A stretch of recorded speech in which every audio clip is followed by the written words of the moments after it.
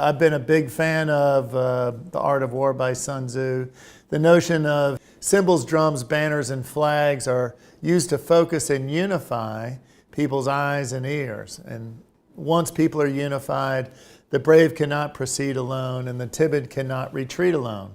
The whole idea is if you have unifying themes around who you are and why you're here and what you can do to make people's lives better, you're much better off as an enterprise in being able to move that organization forward. The area of greatest frustration to me in energy policy has really been the notion that we haven't had a real national energy policy for some decades. And what's different today that makes it ever more important is the idea that we can now, for the first time in our lifetime and perhaps our parents' lifetimes, set energy policy on the basis of abundance, not scarcity. And when we think about all the above as elements of that policy, we really do need to execute in a broad array of an energy portfolio for the future. If I had all the resources in the world, I would make the electricity system completely resilient.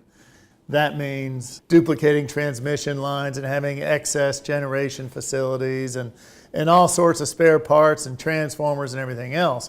We know that's not possible. So what we have to do is be very wise stewards of the resources that we put in place and understand what gives us the biggest bang for the buck in our energy infrastructure.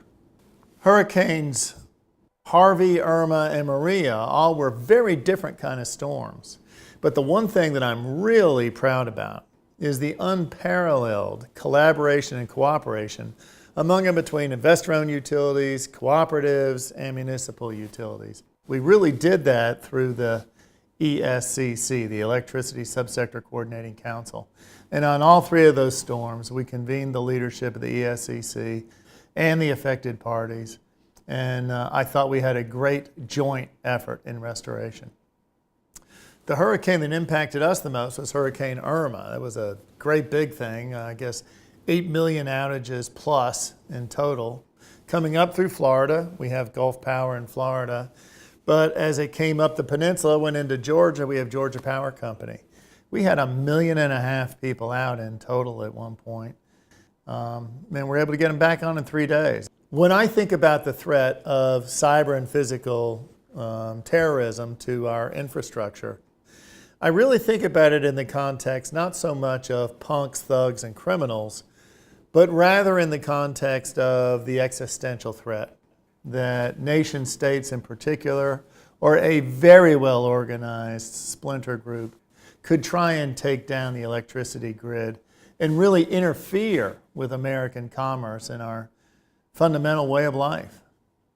You know, leadership began at a very early stage. I guess I was always class president, student council, captain of the football team, carried those kinds of things through college and into my work life. I think leaders are both born and are made. I have this personal belief that certainly all leaders can get better, and I always believe in this notion of continual improvement, that today is going to be better than yesterday, tomorrow is going to be better than today. That goes to leadership qualities as well. I want our generation to be remembered for making it better. That is, taking what made us great, recognizing that wonderful foundation, preserving the things that will be long-lasting, but at the same time, engaging in something that I like to call creative destruction. You know, with the pace of change in this digital age, change is on us all the time. We've got to realize we've always got to be able to attack our own conventional wisdom. I think I want my mark to be one that nurtured an environment of change that really put forward, I think, not only for my company but the industry, a national energy policy, an economic framework, a notion of national security that will keep this nation safe for years to come.